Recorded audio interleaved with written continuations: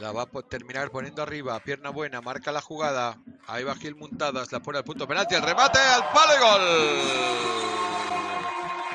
Gol de Aitami para el Terrassa. El defensa Aitami ahora que ayuda, va al suelo, provoca la falta y saca rápido para Jofre. Ojo que quiere montarla contra el Terrassa. La tiene Jofre, es un 3-4. Jofre que sigue avanzando, tiene a la derecha a Buena Casa, la frontal y gol. La contra perfecta del Terrassa que sacó rápido. Y Buena Casa que no falló en el mano a mano. Qué bien lo hizo Aitami Pereira.